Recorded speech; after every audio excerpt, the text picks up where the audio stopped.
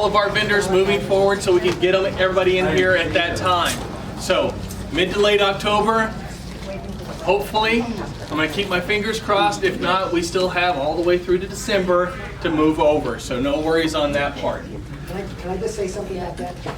Sure. If you're buying new business cards, new stationery, and things like that, you might want to think about putting the new address on it now. So you don't have the old address. So if you're getting new business cards, stationery, anything like that, go ahead and put the new address on there. 21020 North Pima Road. Same zip code, everything else like that. Right after this class, we have a CE class that's being sponsored by Ben Tobias, the Fairway Mortgage, and Fidelity. So right after the class, if you did not sign up, that's okay. It is 3 hours of disclosure, and it's about solar and how it deals with real estate. The ins and outs, some of the loopholes that you'll see in there. I've taken the class a couple of years ago, and it's a really good class, so it's definitely going to help you out. Tara is a wonderful speaker, so she's going to be there. Now, I know we haven't met for a couple of weeks or a couple of months, but we've had a number of additions. So Alex Large, is she in here? Alex? Not here.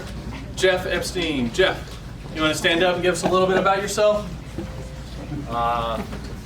Boy, it put me on the spot. Yeah, by the way, you're going to have to stand up and talk. I've been in Arizona for 3 years and done real estate for about 15 years, so happy to be here. It's worked out great so far. Bye to everybody. All right, Tom Tischer. I don't see Tom.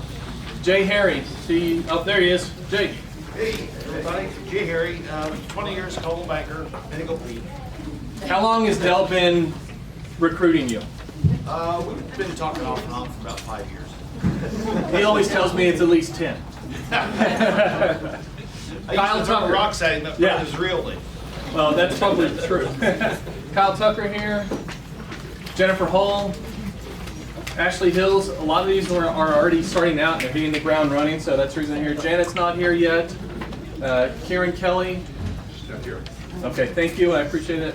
Michael Kent. He's down new in our Chandler office. He came over from Infinity. Infinity is no longer with Remax. So I don't know if you guys knew that. It's Billy Ryan's office. Same thing with Brian Pankow and Katie Kitchens and that little team. Marilyn's here. I saw Marilyn stand up. Hi, I'm Marilyn Carberry, and I've been in Arizona since '01. And I was previously with Remax Excalibur since '03, and I made the move to Fine Properties. And Ashley's in the back. She just walked in. Ashley, you want to say just a few words about where you were and why you came over? Do you want me to come up there? Yeah. So. Hi, I'm Ashley. I was recently with Berkshire Hathaway. I just recently joined Remax about a month ago. And I love it so far. And then we have Whitney Tapia, which is up in Flagstaff. She's new to us as well. So we're very happy that all of you are here, and we appreciate everyone that's here on a daily basis. So if you know somebody that you think is going to be a good fit, give us a name, give us a phone call, a phone number, and we'll give them a call. That's all it really is. So we are continuing to grow, and we want to continue to grow so we can offer more to you as agents. So speaking of offering more, we always do have a new builder in, and we have Patricia that's going to come in and give us an update on the KB Homes. Yeah, I brought Karen along with me since she's in your neck of the woods. I came all the way from Gold Canyon. Thank you again for allowing us to come in. We are almost halfway sold through on our Gold Canyon property. I dropped off a lot of our spec homes. We're at closeout at Entrada del Oro, which is just 6 miles east of us. So the most important part is, you know, KB Home pays off the final sales price 3%. Short and sweet. There you go, Karen. I'm on Cave Creek Road in Rancho Paloma. 4 homes left, if you don't mind. Prices are there. We pay off 3% final price. The reason we've done well, it's a villa product. It's not your acre lot with pool-size lot, but 400 and under, brand new. No counter offer, no inspections, brand new. Builder warranty. Easy, yeah, easy peasy for you. Are you saying that we Yes. can't negotiate that price? Not really. It's price to sell. Price to sell, there you go. Please remind us of the square footages of the ones that you have. Oh, the So, vi- go ahead. ours? Go first. The villas are 1527 to 2304. Okay, that's a good square footage. Right, yeah. And we are about 1,400 square feet, just under 2,000. My home sites do face the mountain. I have about 10 of them right now. Just sold one last night. So we've got about 10 of them face the entire Superstition Mountain. 6 to 8 months for build. I've got the one quick moving home there. And the ones at Entrada del Oro, we're anxious to move those, so please bring your clients in. We have a 48-hour policy for registration. So again, we're here to help you, and you help us, and we'll work as a team. All right, perfect. All right, thanks, Well, thank guys. you again, we Thank you. appreciate you coming. Thank you. Now, everyone's favorite time, the Broker's Corner with Sandy Carpin. It's been a while since we've met, so, and I've got some things to say. So here's my first question. What is this? Soap. And what is the soap in? I am getting on my soapbox today. Because I got something to say. There's just been a lot going on. So my go-to when I look at the market, I always look at every morning, single-family homes active for sale. That is just my go-to for the numbers. Okay, everybody's got their own baseline. So right now there's only 11,000 homes for sale in Maricopa County. That is nothing. I've been selling for 30 years. By far, it's the lowest. Competition is tough. Listings are tough. Doing deals are tougher than they've ever been. And there's just been a lot of, for the lack of a better word, bullshit stuff going on in our community and in our industry. And I'm getting on my soapbox, and I just imploring, not just us as a company, but us as an industry. Number one, read the contract. Here's what happens, and this is where I get mad. We, not just us, as an industry, we're doing this. Scott, tell me if I'm wrong. We email it, we DocuSign it, nobody explains it. We don't sit down in front of people anymore and explain the contract. We just don't. Yeah. And then we wonder why they don't understand it. They don't understand about the Binzer. They don't understand about the time frames. We have to take responsibility as an industry. We're the professionals. We just don't do it anymore. We send it, they sign it, and we move it on. How many times have, back in the day, Sylvia, back in the day, you used to always sit with the seller, you used to sit with the other agent, you had some, we don't even meet the other agent anymore. You know, I'm an old-fashioned guy, I just think we're losing some humanality to what we do as an industry. So I implore you, read the contract. So here's the question I've been getting a lot in the last month or so. The Binzer portion is over. The buyer and seller have agreed to whatever they've agreed to. And now the buyer wants to come back and do more inspections. And the seller says, no, you can't come back. What's the answer? Is the seller obligated? Can the buyer do inspections? Okay? The contract says the buyer may do it, you know, the seller's allowed, will make the process, the property available and accessible for the buyer to do as many inspections. So the buyer can do as many inspections as they want the way the contract is written. It doesn't mean the buyer's coming back on the Binzer, because we all agree you can't, right, no, get one bite of the apple. But the buyer wants to come back and measure for carpeting, wants to measure for furniture, wants to get estimates for construction. Is that considered an inspection? No. And it might be, right? Why is it not? And if it is considered an inspection, then the seller has to, upon reasonable notice by the buyer, the seller has to give access. And we get into these personality issues where the seller and the buyer, you can't come in my house. You've had your inspection, I've agreed to make repairs, and you can't come in my house until 3 days before close of escrow to do your walkthrough.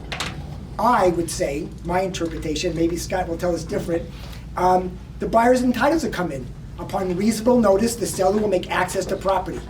And it doesn't have to be an inspection to disapprove items. It doesn't have to be anything. It could be other inspections that have nothing to do with the way we call the Binzer. So I had so many phone calls in the last month about sellers not willing to give access. And I don't get it. I just don't get it. So what do you do? Well, I think you just have to talk to everybody. I just think, you know, I mean, it's just a communication thing. Is the seller obligated? Watch this. In my opinion, yes. You can't make the seller do it. Then you have to cure the seller. I mean, we have a process. I know it sounds crazy to cure somebody because I want to get in the house and take, you know, carpet measurements, but that's the way the system is set up. So just, I'm just, all right, I'll get off my. Gotta make it work. All right. We can put that in the new. There's something else that I it's been happening a lot, and I you know, I go to a lot of these broker meetings. I know it's in the office all over the place. I know it's in the men's room. I don't know if it's in the women's room, but we've posted the code of ethics all over the place, right? Would everybody agree? Yes. Has anybody read it recently? Okay, start reading it. Keep it in your breakfast table. Keep it in your bathroom. Just read it. Read one article a day. It's amazing the stuff that you'll come across, and I'm just as guilty. I am not this expert that reads it all the time, but read it. Article 15 I want to talk about today because I find it fascinating. I had a listing yesterday or 2 days ago that we canceled the listing. We're going to do the 90-day thing. I said you're going to get a barrage of phone calls. This woman got 35 phone calls in the first hour, right? Every one of them talked about how bad RE/MAX Fine Properties is, what a dog Sandy Carpenter is. He doesn't know what he's doing. He can't sell homes. Article 15, disparagement against other agents. We all do it, and whether we consciously do it or not, we all do it. How about when we're going against the listing against another brokerage that has a different model than ours, right? You can't talk bad about another brokerage, or you can't talk bad about another agent. You just can't do it. It's just in the code of ethics. I would like to think that we're going to take our higher road and talk about how better we are than how bad somebody else is. We're not a discount brokerage, and there's a reason for that. Right? Everybody would agree with that? So just be like politics. I'm sorry? We can't be like politicians then. Just be careful. Just be careful. Is Brad Jansen, can I tell you a story? Real quickly. So Brad was selling his own house, and he had an offer. They made a deal. The appraisal came in less, and the buyer backed out because they couldn't come to a price on terms. Brad puts his house back on the market. They get another offer. During the escrow, agent 1 calls agent 2, figures out who the agent is, and tells him about how bad this house is, about the Binzer items, and the appraisal came in at $30,000 less. There was no reason for that other than to screw up Brad's deal. There was no other reason. So we've discussed this and we've talked about it, and Brad's going to file an ethics complaint. There was no reason other than to screw up a deal. Period. End of story. Maybe if we had more than 11,000 houses for sale, people wouldn't be so poor. Possibly. So the point being, you know, let's just take the high road. You know, we don't always win our games, we don't always win our deals, but we just need to take the high road. This is something else dealing with the code of ethics that I don't think we really think about this when we put our homes on tour, and this came up recently. And this is really important, that many of us go out on tour and the fellow agents say, well, what do you want us to write? What are you looking for? And half of us will probably say, you know, I want to reduce the price, but I can't get her to do it. So we're actually telling the other agents what we want and what we think about the house and what the price point should be. Well, really, if you read again, Article 1, we have a fiduciary responsibility not to say that and not put it out there to other agents. We want to reduce the price. Give us your feedback on that. We go to these tours, we should not do anything that disparages what we're representing with our clients. All we can do is really say, please just give me your feedback, what you think about the house, period. And don't lead them down the road because we're breaking our fiduciary responsibility by doing that. That agent crossed the line. And this came up recently. Pardon? That agent crossed the line. Yeah, so this came up Fiduciary to the recently, client. and that's why I wanted to share it with everyone. How much time do I have? 10 minutes. Okay, so here's another thing that's been happening a lot. It happened to me recently. I know it's happening because you guys are calling me on this. So you have a listing, buyer calls, you ask the right questions, do they have an agent, do you work with anybody? They say no, no, no, they come, they see the house, and they're only gonna work with you, the listing agent, and the offer they're going to make right away, before you even negotiate, is minus X percent, because they're thinking that you're gonna reduce your commission because there's no other commission to be paid. What do you do? We've all gotten that phone call in the last year or so, right? What do you do? I say that the commission is through the seller, and you don't have to tell anybody, well, it's not your business how much money. Everybody hear that? Yeah. No. Say it again, I'm sorry. I said that the listing agreement has the commission, and the buyer doesn't have the right to tell me as a listing agent how much money I can. But I want you to put into the contract that I'm not taking a commission, there's no other agent, and I want you to put that in there so the seller knows that he doesn't have to pay another broker. It's not his business. You can't negotiate commission. They can't be in the contract. What do? You can't put the commission in the contract. Okay, but are you representing the buyer or the seller, or are you gonna do a dual agency? If you're doing dual agency and the buyer says to you, I want you to write in the offer that there'll be no commission paid to a buyer's agent, and this is why I came up with my price. Or, forget about putting in the contract, he writes a cover letter to present to the seller. There's only one agent on this deal, and this is where I came up with my price. I looked at the comps, this is where I think is a fair price, and I took an additional X percent off the commission because there's only one commission to be paid. So it's not in the contract, but it's now a letter written to the seller that you present. Now what do you do? Just represent the seller, he can represent himself. That's okay, but he writes a letter. Go ahead, Jamie. However they got it. They got it on Zillow. They can get it any place these days. Patrick? Well, I get a lot of that for new home communities. I get people to come in and say, I'm not working with an agent, can I get this price? Well, no. I've represented the seller, and in the new home communities that I have, I can do dual agency if somebody specifically asks. But then it's, of course, a limited dual agency. But I don't discount, first of all, as a professional, why would you ever discount your commission? Well, here's the thing, so there is no stock answer. The real answer is what Jan said. That commission has already been negotiated, right? Because the reality is the seller's not paying the commission, we are. We're paying it to the buyer broker. The seller has agreed to pay us as a listing agent X, and then we've disclosed to the seller, and we've agreed to put on MLS how much we're gonna co-broke. So that boat has already sailed, as they say. It's already a done deal. If you wanna negotiate against the seller, that's your privilege to negotiate with the seller, but my commission has nothing to do with it. This happened to me recently, and the guy was pressing me, and he asked me how much of the commission. I told him it's none of his business. It's not your concern. Your concern is what you want to negotiate with the seller, and his concern, because we have an agreement with the seller, and you guys are going to have an agreement on the purchase. My commission has nothing to do with the buyer. Well, I'm going to go get a buyer's agent, and you can do that. Buyer's agent may not get compensation because we're so far into the process, but that's another bridge. Sure. That's another bridge. But he can have representation. Jay? Well, you need to remind that buyer's agent that the listing is owned by the broker. The contract is between the broker and the seller. You have nothing, as the listing agent, you have no control over that. Right. And nothing says you can't discount your commissions either. Yeah. Right? Nothing says you can't do it at the negotiation. Listen, Showcut, we had this thing about a year and a half ago with the hockey player guy, and there was an agent from New York that didn't want to pay a certain price and didn't want to pay, wanted Showcut to be the buyer's agent, but didn't want Showcut to get a compensation for the buyer's agent and all that stuff. And we have a decision to make. Do you do the deal? Do you discount? Do you not do the deal? Or discount? You don't have to do it. And if the buyer walks away, then the buyer makes that decision. It just, those are kind of things that I see happening a lot. And I think because people are, the market's tight, and I think it's hot outside, it's 115 degrees. And it's just tough. We're all experiencing it. I get all your phone calls. 87 phone calls I got yesterday. Oh, 87. I'm not complaining, trust me. But a lot of them were the same things.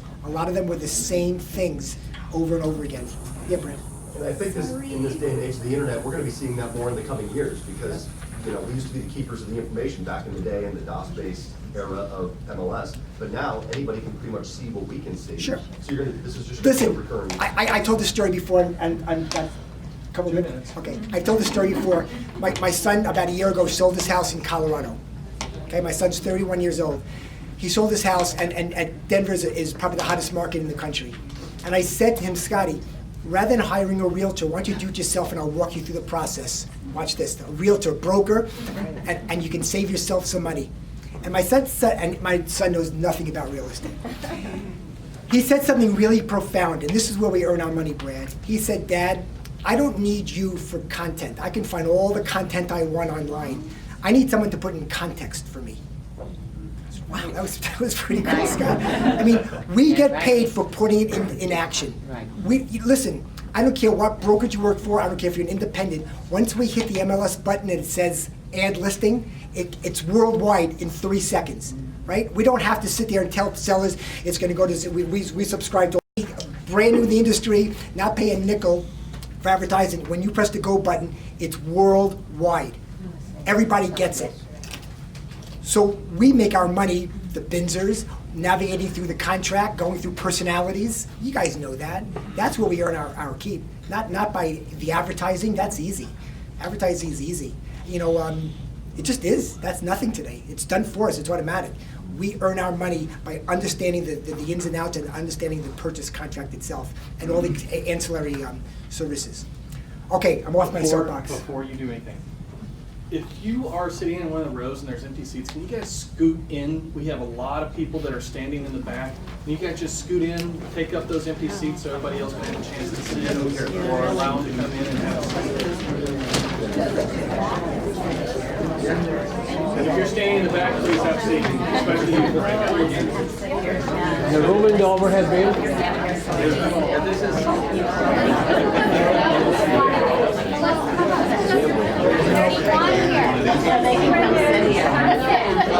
Okay. Thank you, everyone. So, with that, just so everybody knows, I am not that smart on my own. I've learned a lot. I go to classes all the time.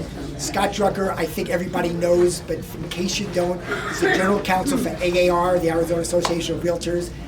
I can say that I learned an amazing amount of information from Scott. I sent out an article that Scott put out about a month and a half ago, maybe 2 months ago, and it was called Just My 2 Cents, and it was just a potpourri of things, and I thought it was magnificent. I sent it to you guys. I hope you read it, because I just think it's terrific. So anyway, let me introduce Scott Drucker, our general counsel for AAR.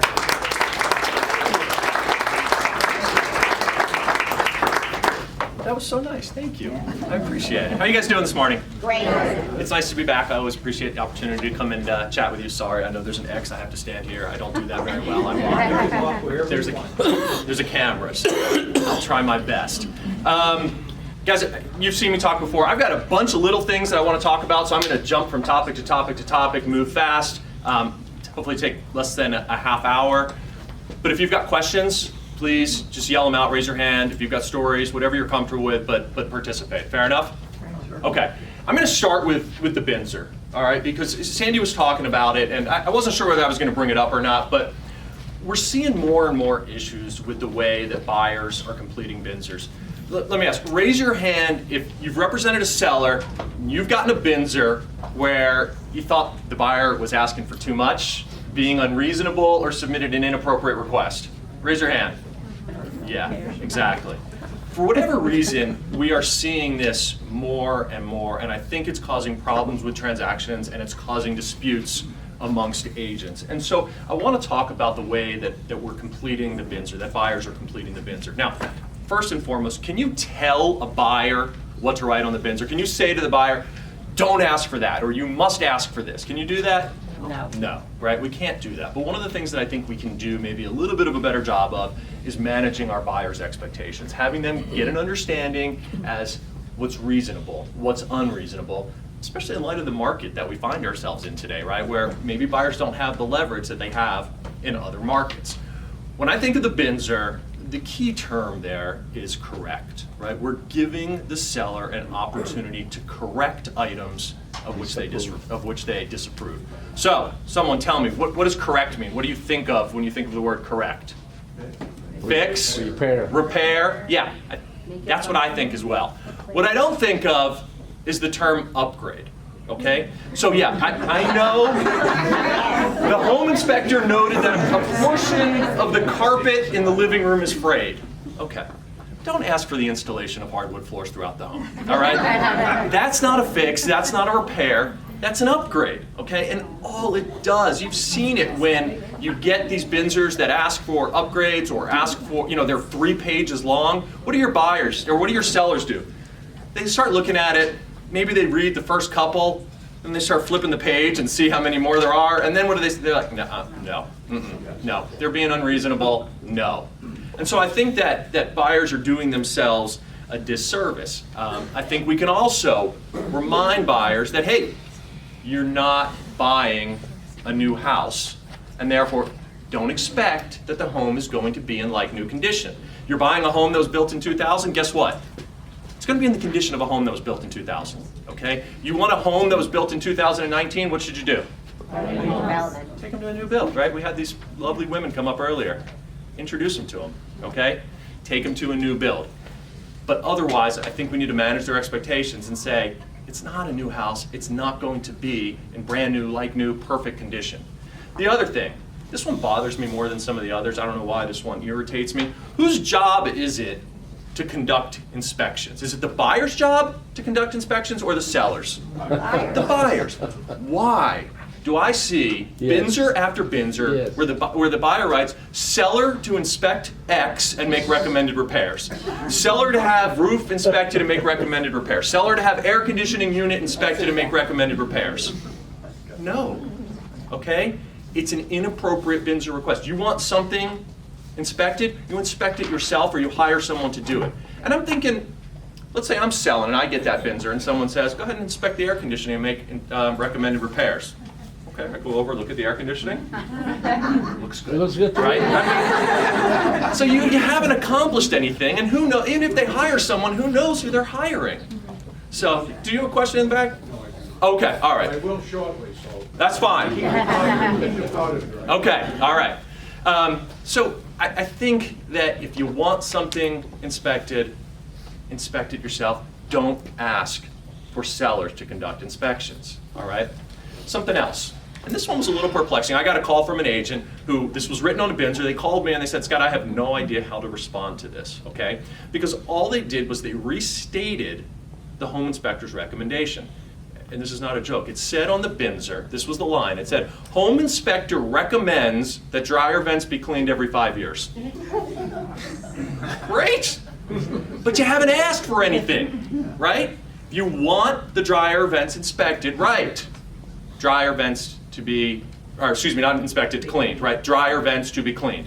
And don't be the lazy agent that just references the inspection report. Just you fill out the Binzer and all it is see page 11, items 7 through 11, but not 6A, but also look at page 7, number 1, item 2. Okay, we've all seen those Binzers, okay? We're sitting there trying to decipher them, looking from one to another to try to figure out what they're asking for. All that we're doing is creating ambiguity, okay? Creating confusion. Our job is to remove ambiguity, right? To take confusion out of the transaction. When we put those down, there's a chance that we're going to agree to do something that we didn't mean to agree, or we're going to miss something that they asked for because we didn't understand that's exactly what it is that they were asking for. And that's what leads to lawsuits. So be specific, okay? If you want to write the item, dryer vent to be cleaned, and then say, see inspection report page 11, that's fine, but be specific when you're doing this. Can we agree on this one? Okay.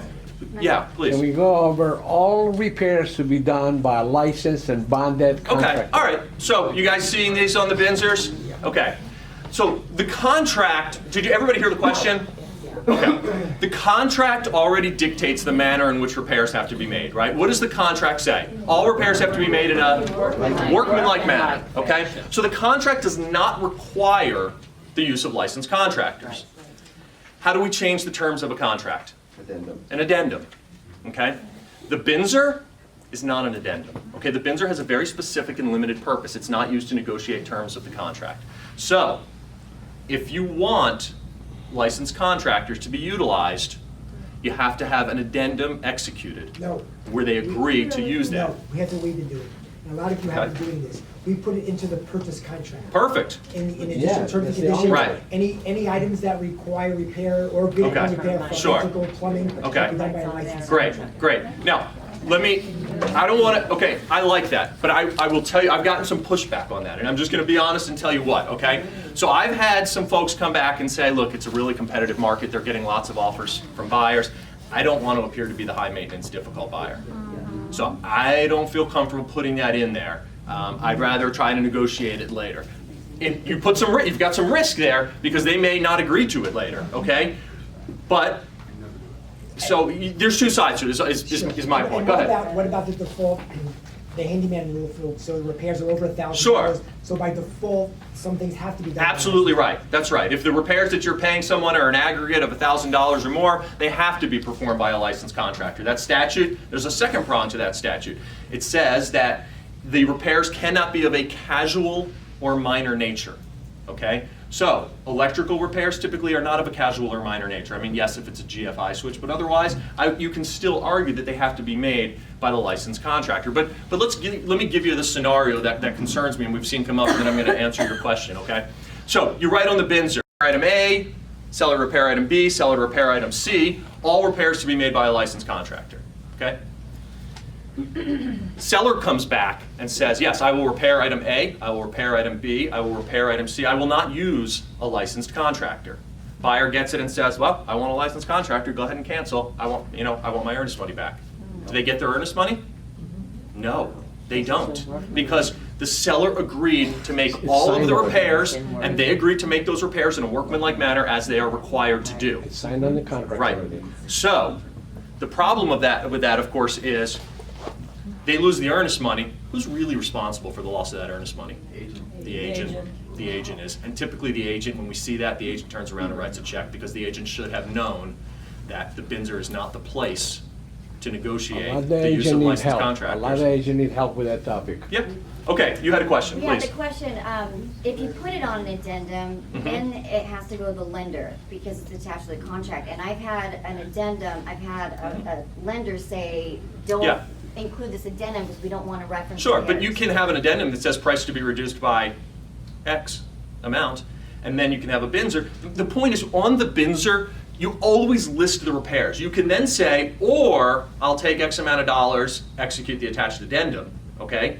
But you always need to list the items on the Binzer, because otherwise, if they don't sign the addendum, at least now they would be obligated to make the repairs, and if they don't make the repairs, you can cancel. So I'm not saying to state repairs on the addendum. I'm not even saying to say X amount of dollars in lieu of repairs, because of the point you're making. Well, I just had this happen, and they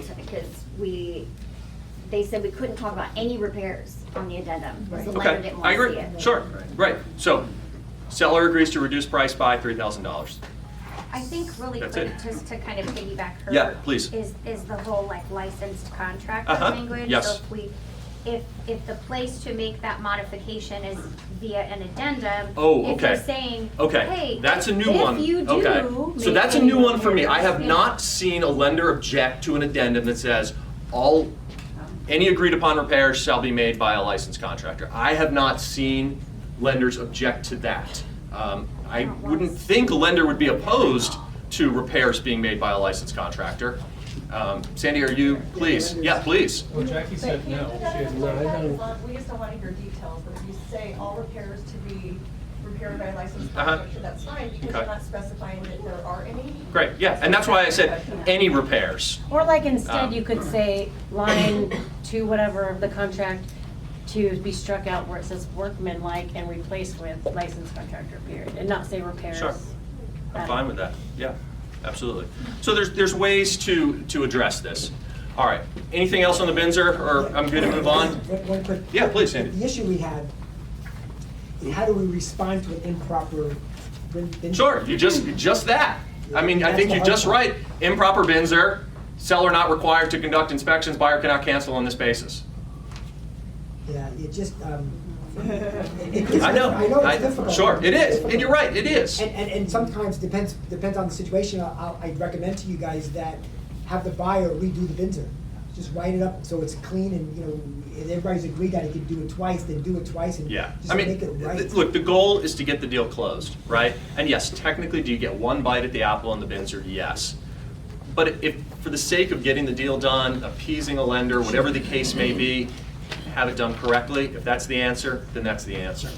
So, all right. I want to talk about a hot issue that I'm getting a lot of questions on, which is professional licensing reciprocity. Have you generally heard of this bill that was passed this last legislative session? Yes. Okay, all right. The reason I think I'm getting questions on this is because the law takes effect in 8 days. So we're coming up on that 90 days since the end of session when all of these laws take effect. And on this one, it's where Arizona is going to honor individuals' professional license that they have in another state, okay? And this applies very broadly, okay? If it's a nursing license, a security guard, bus driver, hairdresser, okay? It applies very broadly, but of course it also applies to real estate, all right? So we've already seen brokers from other states, agents and brokers from other states coming into Arizona, writing offers saying, I'm a licensed agent in California. I always pick on California. I know some of you are licensed in California. I apologize, but that's where we see it. Coming in from California and saying, yep, I can, pursuant to your new law, I can now practice real estate here in Arizona, okay? No. That's not how the law works, okay? First of all, as I always say to them, the law's not even in effect yet, so, but even if even once it goes into effect, that's not the way it works. Are you licensed in California? No? Okay. That's not the way the law works. You actually have to apply and obtain and get, right, an Arizona real estate license, and there are requirements. The first requirement, which I think is a significant one, is you have to establish residency in the state of Arizona in order to have reciprocity. Now, the problem with the bill was it didn't exactly state how you go about establishing residency. And so I've talked to Commissioner Lowe, and what she said is she's going to use the Department of Revenue's definition, which is you have to live in the state for an aggregate of 9 or more months in the last 12 months in order to establish residency. Second, you then have to apply for a license, right? You have to take our state licensing exam. You have to pass a background check, which will include making sure your license is active in another state. You have to get a fingerprint clearance card. And then, of course, you also have to pay the licensing fees. So it's not just as simple as saying, I've got a license in New Mexico, I'm going to come in now and practice in Arizona. We at Arizona Association of Realtors were the only industry that opposed this legislation. Now, we knew, and the reason we opposed it is because it eliminates the 90-hour educational requirement that we think is important, okay? We knew this bill was going to go through, though. Governor Ducey is adamant about removing barriers to practice business in the state of Arizona. That is his entire mission, okay? He is all about that. And so we knew the bill was going to take effect, but we felt that the right thing to do was oppose it because it removed the educational requirement. Now, with that said, I don't think this is the end of the world, okay? We already have a lot of new agents. Does anyone know roughly how many new agents come into Arizona or get licenses in Arizona each and every month? What's the average? 650. 650 new licenses every month. This isn't going to add a lot to that, right? So, again, be aware of it. Make sure that someone you're doing business with does in fact have a license in Arizona. Yes? So the only reason you would come to Arizona to practice real estate is to get paid. If you're not a part of the MLS, you're not going to get paid. Well, you know, you say that. Sure. Unless you have an Arizona license, right? Okay, so that depends in markets, okay? But there are instances where you have an Arizona license and you may not be a member of an MLS, right? You may go up and write an offer in Prescott and you're not a member of the Prescott MLS, and what do? You just say to the other agent, hey, there's no offer of compensation here because I'm not a member of your MLS, will you agree to pay me a commission? So, I mean, it can work that way, but your point is a valid one. But they have to be licensed with a broker too. Yes, that's right. You gotta have a relationship with a broker. They do. They have to hang their license with a broker. Right. And I get calls from brokers that say, well, but I don't want them to be my agent because they haven't taken the 90 hours of education. I'm not comfortable with that. My answer is, okay, you don't have to, right? There's no requirement that if someone wants to hang their license with you that you have to allow them to. Okay? There's two Go ahead, choices. please. Accept and deny. That's it. This is getting really technical, but it's not a true reciprocity because it doesn't work for us going to another state. It doesn't work that way. It's only incoming. It's not outgoing. Yet. Yet. Okay. Yet. But this law is really not a true reciprocity. Correct. Right? Yeah, I think that's true. All right. Oh, yeah, last question on this one. Isn't there something with that too, where they have to have practice for a certain length of time? They can't just be licensed and then come I'm not aware of any practice requirement, no. No, there's nothing that says that you have to practice for, you know, you've had to maintain a license for a year or something of that sort. Yeah. Curiosity, does it apply for home inspectors? You know, I don't know. My guess would be yes. It's not all states are licensed Right, elsewhere. right, that's right. So if someone's coming in from an unlicensed state. But I think if they do have a license in another state, I Sharon, believe it does apply. At one of the programs I go to that came up to the commissioner, and someone mentioned that your industry isn't licensed, you're certified, right? No, you're. Well, technically, yes, that's the correct. Right. Well, So that with the Board discussion came up. of Technical Registration, right? Yes, but it's by the Board of Technical Registration. But if you go onto their website, they actually distinguish between a license like an Interesting. engineer Okay. versus Okay. a professional. Sure. They I can call look. it- I'll look and get back to you. I don't know that answer. Yeah. Yeah, interesting. I just need to know. All right, you guys have a handout in front of you on advertising, an advertising checklist that I came up with. Hopefully some of you guys have seen this before. If you haven't, don't tell me because it'll hurt my feelings. When I drafted this, all I wanted to do was just a one-page quick cheat sheet summary that was easy to digest, okay? And I think I accomplished that. The downside of this is it's obviously not as thorough as it could be, right? If I could put in longer explanations, but if I do that, it defeats the purpose of a one-page flyer. So I'm not going to talk about each of these things, but there are a couple on here that I want to highlight for you. And I want to start with the first one, which is broker approval, because this is one where I wish that I had more room to really explain what the law is. On here, we encourage or tell agents, go ahead, submit your advertising to the designated broker for compliance. That's not exactly what the law requires, okay? The Arizona Administrative Code, Rule 4502, covers all advertising, and it says that the designated broker must supervise all advertising. Now, I teach an advertising class with Commissioner Lowe, and we're both clear that that doesn't mean the broker has to lay eyes on each and every ad, okay? Brokers can comply with this by policies, rules, training. That can constitute supervision. But there are a lot of brokers out there that do want to see and approve your ads. And so we went with the more conservative approach when putting the flyer together. Cindy, you want to add to your policy on advertising and what your preference is? No, we've been pretty good. I mean, most of us, submit business cards or flyers, so we're pretty good. Okay, all right, good. Next one. Let's go drop two down, brokerage name. Okay, you all know brokerage name has to be in clear and prominent. Where we are seeing violations in this are two places. Number one, agents' websites, okay? Especially when they're with teams, nothing against teams, but they tend to prominently advertise the name of the team and not the brokerage. Commissioner Lowe has taken the position that in order for the name of the brokerage to be clear and prominent on a website, it has to be at the top of each and every page. If you have to scroll down to see the name of the brokerage, her position is that that's not clear and prominent. We also see this violation on Facebook, okay? People use Facebook for different purposes, okay? You may have a Facebook page that you use exclusively to keep in touch with family, right? To share vacation photos, pictures of your kids and grandkids. That's fine. But once you start putting your listings on there, or announcing that you've just sold a property, or you're using it to stay in contact with your client base, that's advertising. Okay, and it's at that point in time where you need to clearly and prominently display the name of your brokerage on your Facebook page. What about when you represent a builder and they have it on their website, but it's denoted as sales by? That's typically okay, and we don't see those violations coming in. Commissioner Lowe isn't seeing those come into the department, and we're not seeing those come in from an ethics perspective.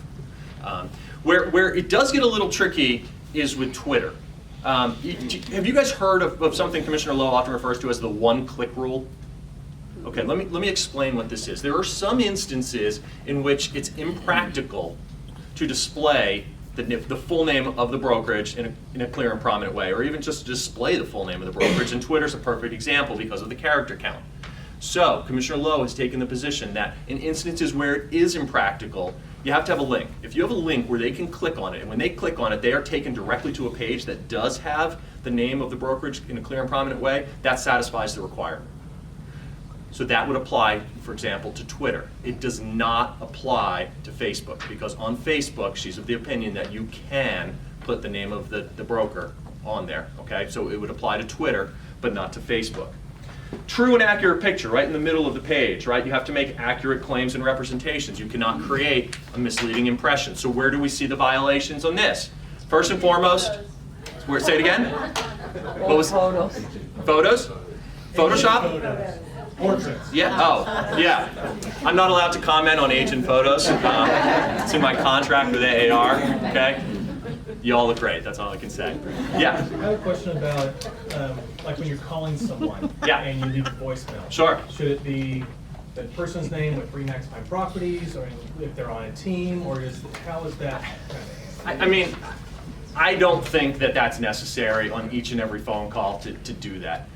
If you're calling and you want to identify yourself, but if it's an existing client or something of that sort. Like if you call me and it goes to voicemail, does it? We have not seen any violations because of that, no. Okay. So, I mean, could you do it and play it safe? Yes. Are we seeing those violations? We're not. Okay. Where we do see violations in regard to false and misleading, first and foremost is Photoshop, right? It's amazing what you can do with Photoshop, and we see agents crossing the line, okay? It's one thing if you want to change the sky in the picture, right? Maybe the property looks better with a sunset or twilight, and so you go in and someone Photoshops that for you. That's fine, okay? What's not fine is when you're doing that and you delete the power line that runs over the house, okay? Which we've seen done, all right? Clearly, that's a false and misleading impression. Or when you remove the fire hydrant that sits in front of the house because it's distorting your photograph, all right? That's a problem. We've also been getting, and we had 2 of these in the last 2 months, where there was violations because buyers were upset because the agent used the term new, all right? We're using the term new a little too broadly, okay? That roof that went on at the end of 2017, it's newer, it's new-ish, right? It's newer than the old roof, but it's not new, okay? And so that is false and misleading, right? That dishwasher that you put in 6 months ago, but that you've been using for 6 months, it's not new. And so I think we need to just be a little more careful with our wording, especially when we're using those descriptive terms to really make sure that they're accurate. Was there a question in the back on that? I was going to ask about if virtual staging is acceptable. Yeah, virtual staging is acceptable because you're putting furniture in the house. You're giving someone an idea of what it may look like. You're not distorting the property itself. Right? Now, if you want if you want more light in the room, and so you put a mock window in there that doesn't actually exist, yeah, right, that's a problem. But no, virtual staging is not an issue, right? Because again, we're not distorting the nature of the property.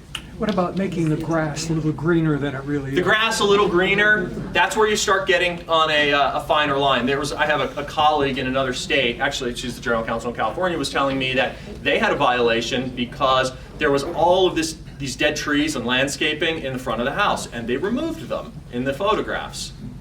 Well, that does distort, right, the reality. All right, I got 10 minutes. Let me fly through a couple more. Okay, I want to do one more on this, and then I want to talk about the notice form. Games of chance, okay? This one, for whatever reason, became a hot issue in a certain part of the state where agents decided they were going to start filing complaints against one another. Then it got on the commissioner's radar, then she started speaking about it, and it became more of a problem than it is. So let me read for you the statute, okay, so you're aware of it, and then we'll go through, I'll just do 2 quick examples. Okay, so the statute, for those of you that care, it's 322153. What it says is the commissioner may suspend or revoke a license if the licensee has solicited, either directly or indirectly, prospects for the sale, lease, or use of real property through a promotion of a speculative nature involving a game of chance or risk, or through conducting lotteries. Okay. You are holding an open house. Members of the public come into the open house, you have them fill out a little piece of paper with their name, their phone number, they drop it in a bowl, and you tell them, hey, at the end of the day, I'm going to pick a name, I'll call you if you win, and you get whatever, a $50 Starbucks gift card, okay? So let's talk about that. Are you soliciting prospects for the sale of that property? You are. Yeah. You are. In fact, you're doing it directly because you're interacting directly with the public. Are you doing this by way of a game of chance? Yes. It's a violation of the statute, okay? Commissioner Lowe is not going out and actively seeking these violations, but when they're reported to her, she takes action. Second example, you're having an open house, but this time it's not for the public, it's only for brokers. All right? So brokers come, they drop their business cards in the bowl, you pick a winner, they get bottles of wine, again, whatever the case may be. Are you soliciting prospects for the sale of that property? No. You are. You're just doing it indirectly. Okay, you're not doing it directly through the public, you're doing it indirectly by way of people that may represent those buyers. Again, game of chance? Yes, okay? So it is a violation. 2 points to make on this. Number one, it does not apply to industry partners, okay? Jen, you want to do right, exactly. You want to have a drawing for somebody all day long, right? You want to do it? No problem, okay? Commissioner Lowe, these statutes, they don't have jurisdiction over them. They only have jurisdiction over licensees. Second point, let's say that you want to have something where you advertise that everyone that comes in the door gets a $5 Starbucks gift card for your open house. Is that allowed? Yes. Yes, right, because there's no game of chance, all right? Any questions on this? Okay, last thing I want to cover real quick, and then I'll sit down. This notice disclosure form, okay, it's also in your handouts. Have you guys seen this or used this form yet? Anybody? Okay, all right. Yeah, second page under the advertising checklist. Let me ask you this, someone, volunteer. Previously, our contracts up and down in all different places say buyer to provide notice, seller to provide notice. You read that, you had to provide notice. How were you doing it before this form? What were you doing? Email. Email, right, anything in writing. Anything in writing satisfies the requirement. But we were hearing from brokers. Brokers were getting calls, apparently 78 a day, and some of those calls, they were saying, hey, I've got to deliver notice, how do I do it? And the brokers were getting tired of those calls because there was no form for it. The form they were using was an addendum, okay? And I understand why, it's got all of those beautiful blank lines, and no offense, but agents love blank lines, okay? It's like a moth to light, all right? An addendum is not the right form for it, because we talked about this before, right? What does an addendum do? An Add something addendum to the contract. adds a term or changes a term. When you give a notice, that's not what we're doing. So I don't want to use an addendum. I think that that could potentially create some liability, and so we created this notice disclosure form. Do you have to use the form to give notice? No, you don't. Okay, the contract still says anything in writing works. So your email, whatever you were using before, if you want to still use that, you absolutely can, as long as it's delivered pursuant to one of the mechanisms set forth in Section 8M of the purchase contract. Now, take a look at line 18. Who signs on line 18? Who signs that? The originating agent, right. Or excuse me, the originating party, right. Whichever party is delivering the notice. The key thing here is you do not sign this form, okay? Your signature should not appear on line 18. Make sure you are not signing this form. The other question we get is, well, why isn't there a line for the receiving party to sign? Well, They don't have to approve it. It's a notice. Right, it's a notice. It's a unilateral conveying of information. As long as it's delivered the way it should be, they don't have to acknowledge receipt. And one of the problems that we anticipated was, I give you a notice, okay, and you don't like what it says. And so you say, I'm not signing it. Well, now we have some confusion over what has a signature block on there for you. Is it effective or is it not effective? And we wanted to eliminate any of that. So that's why there is no signature for the receiving party. Does this replace the cure notice? No. Okay, the cure notice is still out there, and we use that for a specific purpose. Yes? What are the exact ways to deliver it? The exact ways to deliver it. It's hand delivery, fax. Does anyone have a contract section 8M on them? I have email, fax, and overnight delivery. Overnight delivery? Okay. Pony Express. There you go. Yes. So, can you give an example, one or two, when you would actually use this? Is this for seller disclosures as far as the house goes? Yeah, all right, that's a fair question. Okay, so I'll give you a couple examples. Contract says you have to give notice of leased items within 3 days of contract acceptance. If there's some leased items and you've got to deliver the notice, this would be a good form, okay? Notice of change in loan terms. This would be a good form. Now, there are 3 instances in which the other party has to approve them, right? Delays close of escrow, increases their costs, and affects their ability to close. That was what I was going to say. Thank you, Sandy. But otherwise, right, if there's a change that doesn't impact that, you could use this form. Now, can you also use it for disclosures? Yes, if there's a change in property condition you can utilize this form to make a supplemental disclosure. You can also update the seller's property disclosure statement and convey that, but if you wanted to use this, you can use it, which is why we added, when we sent this draft out originally for review, all it said was notice, but we got back a lot of comments from agents that thought that we should add the term disclosure because they wanted to use it in the event that there was a subsequent disclosure that needed to be made based on a change in the property condition. Yes? So what happens if there is an air conditioner blowout? And the bins are timed, the 10 days is over. Okay. You inform them of that and tell them that it will be repaired and whatever. Okay. That's a disclosure. That's a disclosure, but if there's a change in property condition and you notify them of it, what do they have the right to do? Reinspect. Cancel within 5 days. Just no reinspect. Well, Sandy talked about that, right? About going back into the property, sure. But if they say, you know what, I don't, now that it's broken once and you're going to repair it, it's probably going to break again. I'm not interested anymore. They have 5 days to consider that and to cancel the contract. Yeah. Is that on anything minor? I mean, you have to go in and update the spuds, right? You have to update the spuds, correct. Like something like a dishwasher, the dishwasher went out and now I'm giving them 5 days to cancel. I think a dishwasher, if an appliance isn't working, I think that would be somewhat material. I mean, if a light bulb went out and I've got to change it, I'm not updating the spuds. So I think that there's... got a new one. My dishwasher broke, I got a new one. Does that still give them 5 days? Yeah, I mean, that's a tough one. What do you think, Sandy? The contract says that. My opinion. So, right, we have to disclose a material matter. Yeah. We can argue all day long what's material to one may not be material to the other. Here's my litmus test. If you were the buyer of that property, would you want to know? That's what you have to ask yourself. Yes. If you were buying that property and they changed the dishwasher, would you want to know?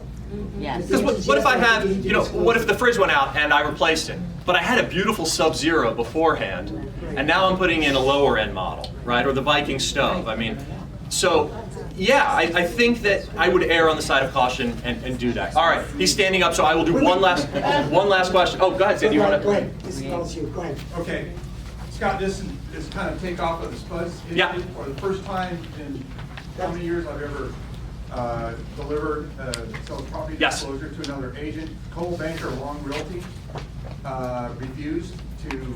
They said they no longer will provide the listing broker a copy of the signed seller's property disclosure. So are you talking about the inspection report or the SPDS? The spuds. His claim was that the provision of the that was my question for you. We were the listing side. We gave him the spuds. He said that there's no requirement for the buyer to sign it because the only provision is, like the clue, is to deliver it, but there's no mechanism to bring it back. So he never has anybody in his company sign, initial, or spuds. That's really silly. That's what's going on. That's a liability. The reason I brought that up is because he said that in the broker form that he was in, he said you're going to see more and more brokers doing that. I said, you do realize that the signature is only the buyer acknowledging receipt, but it's for their protection, so they can establish that they gave it. And what he said was by default, right. in 5 days, it's been accepted by default. So. Well, maybe that's something I need to look at from a standpoint of a change in how the form works. Because in all honesty, and I would tell it to them, I think that's silly. I don't think that's in anyone's best interest. I haven't been made aware of it, but now that I am, maybe that's something that we need to take a look at. So thank you. Am I good? All good? Thank you guys very much.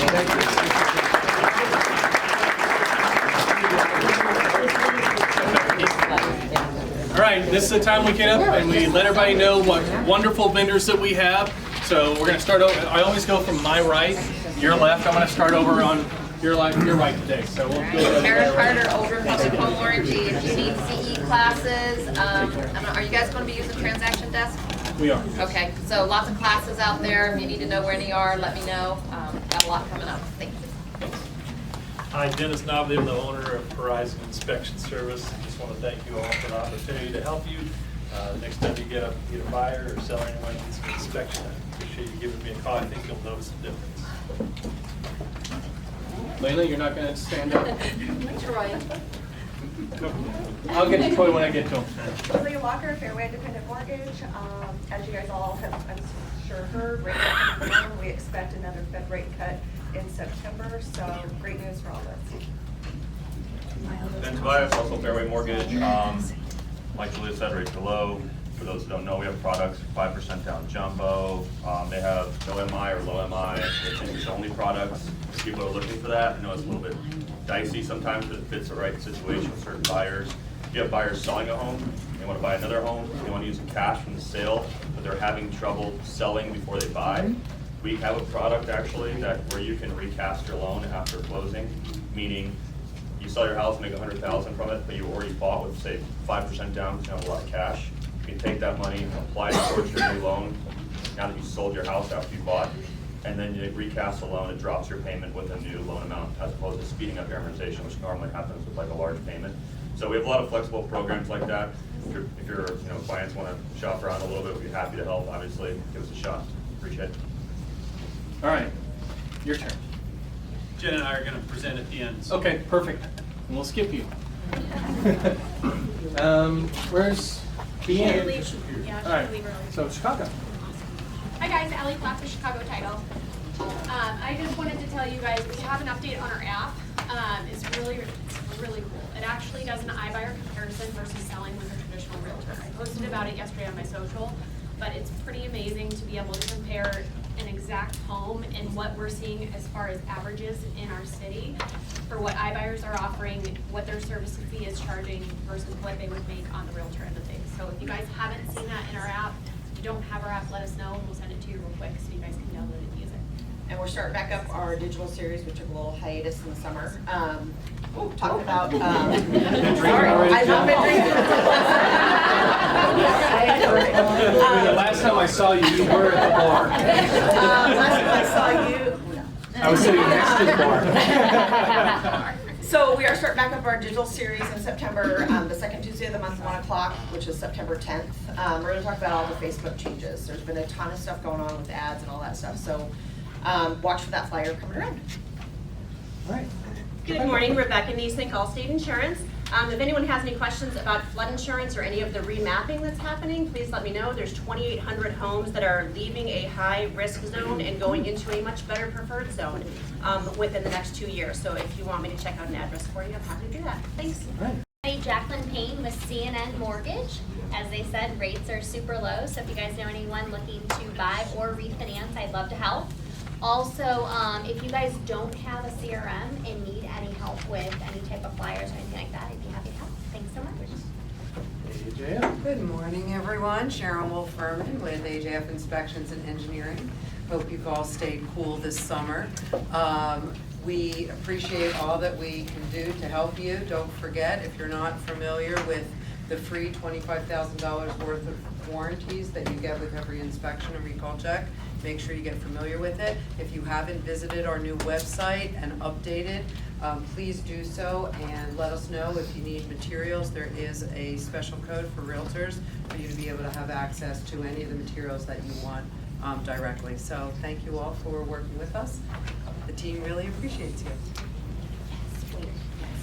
Mary Boyens, Lakey Fidelity National Home Warranty. Real quickly, if you don't have plans on Thursday night, I'm on the Hutch Fund, and we have one of our largest fundraisers for the year. There's a flyer over here. If you play poker, it's a $100 buy-in. If you just want to come socialize, we have a fairly big group that's coming that's not playing, and I don't know anything about poker, so the $100 buy-in is about all I can tell you on the poker side. So didn't they change the name from a Hutch Fund to something else? It's called the Realtor Relief Fund. Okay. Thank you for correcting me, yes. Yep. So if you hear it, it's the old Hutch Fund is now the new name. So. Good morning, Julie LaRosa with Stewart Title. I just got back from a week at the Tom Ferry Summit in Anaheim, California. A lot of great information. I'm holding a couple of recap sessions next week and the following week, so if anybody's interested, reach out to me and I'll give you the dates and times. Thank you. Wendy. Hey, good morning, everybody. Wendy Cracchiola with Get Your Move On Moving and Storage. And Derek isn't able to be here today, but we are providing agents now with some really great information about downsizing and right-sizing. It's a free service that we offer to help your clients get out of stress zones about the thought of moving when they're going from a larger home to a smaller home. So it's really cool information. We get to say a few words next month. Thank you very much. Have a great week. Thank you. All right, thank you. Couple other quick things before I let Ellie comes over. This week, our business development is going to be at Stewart Title, and Melissa Finelli is actually going to, or not Melissa Finelli, Melissa Dirks is actually, sorry, It goes hand in hand. So Melissa Dirks is actually going to be teaching the class this time, and it's going to be working with your sphere of influence and how to get more business from your sphere. So our spotlight vendors this month is Fidelity National Title. Thank you. Troy Peterson and Jen Weller. from Fidelity National Title. As Allie mentioned, really cool update on the app for anybody that has the Fidelity National family product. Was in a webinar yesterday. It's really cool stuff, so check it out if you use that. Classes that we have, a couple things. I don't want to talk about something else for most of our time. On your seat, there was a flyer. We're doing VA certification classes this week. There's 5 different locations. The Glendale one of the Glendale ones was canceled. So if you're looking for VA certification, several of you will be at that. Have already signed up. That's this week. Also, next Thursday, the 29th, we're doing a transaction desk class. Many of you have taken that or yet need to, as that whole rollout's coming, and you need to do that by the end of the year. And then one other thing immediately, as Greg said, afterwards, we're going to have solar and real estate CE class. If you didn't sign up, it's okay. Please stay. We can have some lunch, so you will have something to eat over lunchtime. So. How many are familiar with the iBuyer emergence that's happening? I'm guessing most of you. Even talked about it in our app update. There's a ton of noise in this space, right? So we've got Open Door's been in our market for about 3 or 4 years. We've got OfferPad, we've got Zillow Offers, we've got Knock. Purple Bricks didn't make it. So, but most of these guys are so well funded. They've got tons of money. And they're not even trying to be profitable right now. They're just going after market share. So it's what we're trying to do is help inform as to what's going on in the space. Is anybody willing to admit they lost a listing to an iBuyer? Yeah. Okay. Many of you know Darren Tackett. He's part of the RTT team, veteran. RTT Home Group. RTT Home Group. Thank you. Veteran agent. Knows what he's doing, has lost several to iBuyers. And so how do we leverage what's going on here, and how do we deal with this whole thing that's going on? And yes, one of the arguments is most of the iBuyers work in the under 500K space. You've heard that, right? Most of them do. There's some that go above that. But how many of you have had a listing under $500,000? Okay, that's 80 to 90% of the market. So what does it matter? So what? What do I do with this? So the landscape continues to shift, and we are educators, we're informers, we're advisors, professional advisors to the consumer. So what do we do with this? We've partnered with a couple of our great partners, Kenny Klaus and Dan Noma, who've created a program that essentially is not only a certification, but an education and the ability to aggregate up to 17 different offers. Most of them are wholesale offers. In most cases, that doesn't net the consumer, the seller, the most money, correct? We all know that. But in some cases, it's a useful offer, and in all cases, you're coming to the consumer with information that many of them have already. All these companies are getting thousands of hits onto their offers every month. So you come to the consumer informed with real offers, aggregated data that you have access to that puts you in a huge advantage in gaining that listing because you're now bringing information to the consumer. Very groundbreaking. KW just announced last week at their mega camp, KW Offers.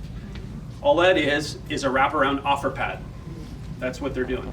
This is essentially an opportunity to aggregate up to 17 different iBuyers, the big ones, as well as a bunch of local institutional buyers that those guys work with. And so they're leveraging this opportunity for our partners to bone up on this, learn a lot, be a part of a community, and then take that to the consumer.